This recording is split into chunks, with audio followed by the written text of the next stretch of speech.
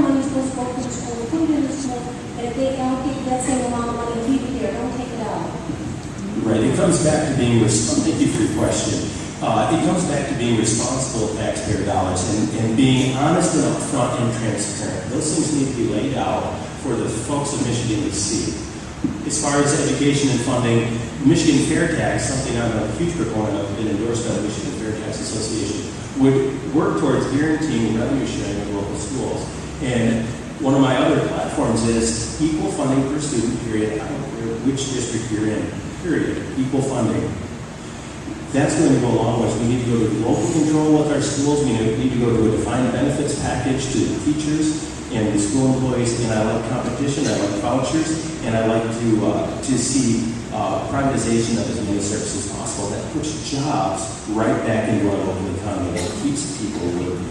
As for roads, as a truck driver, I saw it. It's amazing. Along many of the corridors that I traveled, hauling milk, I saw perfectly good road signs being cut down and replaced with brand new perfectly good road signs. And then the road commissions were complaining that they couldn't fix potholes or they couldn't plow this road or that. And it's really an irresponsible use of taxpayer dollars, and the money needs to be reallocated to the most important issues. And as your representative, I would do exactly that. Stand up for what we're facing here in northern Michigan. Did that end? Okay. Other questions for Tristan Cole? Yes, sir. Okay, let's walk the mic up here because we're listening on it. It's just a concern. I was at Walmart yesterday, and I could not find anything made in the United States. Everything's from China. I went down to Village Market, I was looking for some hamburger. Uruguay. I went, wait a minute. Michigan, the United States, is the breadbasket of the world, and we're importing stuff from Uruguay? I mean, I'm really concerned about our agriculture and our business in this country and in this state. It comes back to overregulation of the businesses that are here in our state and in neighboring states. We're overburdened, and that's what I mean by comprehensive regulatory reform, is we need to take the burdens off of our businesses. We need to make it so that the local farmer can sell to the local school or to the local restaurant and break down those barriers. Right now we've got mid-level bureaucrats that just thrive on fear tactics and going after these farmers that want to promote local agriculture. I am a local ag producer. I have a small farm stand. It is against the law to sell to the general public out of any designated ag building if the transaction takes place within that building. That doesn't make sense. Farmers have sold to the general public since time began in this country, yet it's illegal under the Michigan Building Code. And it's one of those barriers. In fact, I'm working to change some wording in the legislation right now to fix that, so that you can come over to my farm and buy zucchinis out of my little shed and not break any laws. Thank you for that. We appreciate it. We do have one more question.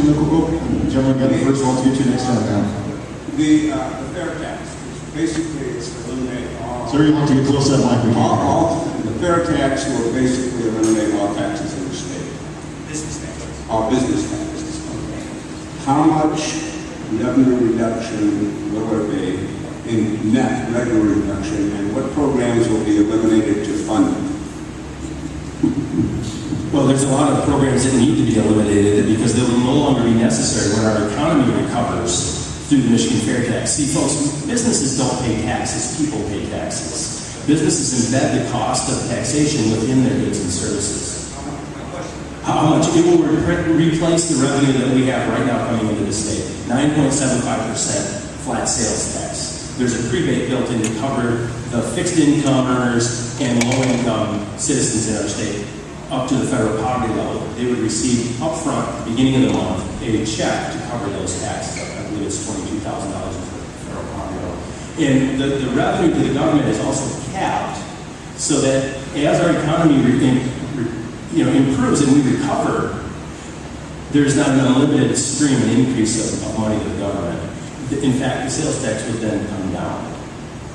Initially, there's no net change. There's no change, right? Well, we can replace it and take the burden off. And as Randy Bishop explained very clearly how the Michigan Fair Tax works, it will replace it and take the burden off our economic engine. But I want to thank you. Oh, we have time for one more question? Yeah, let's go ahead and do one more real quick. We're about 1 minute and then our time's up.